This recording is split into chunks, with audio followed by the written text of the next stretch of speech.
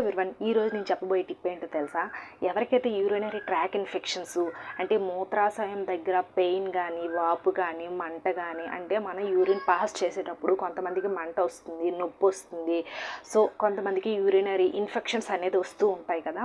So అలాంటి వాళ్ళు ఏం చేయాలంటే, మనకి వేపాకులు తెలుసు కదా, వేపాకులు వేడి నీళ్ళల్లో ఉడకబెట్టి ఆ నీళ్ళు అనేది మనం చల్లార్చాక తాగితే మనకి యూరినరీ ట్రాక్ ఇన్ఫెక్షన్స్ అన్నీ పోతాయండి. సో మూత్రనాళం దగ్గర ఉండే బ్యాక్టీరియాలన్నీ కూడా చంపుతుంది. కాబట్టి వాటర్ అనేది మనకి ఎంతో యూజ్ అవుతుంది. కాబట్టి ఒకసారి అయితే ఇలా వీక్లీలో ఒక 3-4 టైమ్స్ అయినా సరే చేయండి. వేపాకు గుణాలు అనేది ఎంతగానో మన శరీరానికి అనేది చాలా యూజ్ అవుతుంది. కాబట్టి దీని అయితే నెగ్లెక్ట్ అయితే చేయకండి. యూరినరీ అంటే మూత్రాశయ సమస్యలు ఎవరికైనా ఉంటే అలాంటి వాళ్ళు ఇది యూజ్ చేస్తే ఖచ్చితంగా మంచి బెనిఫిట్సే ఉంటాయి. కాబట్టి ఒకసారి అయితే ట్రై చేయండి.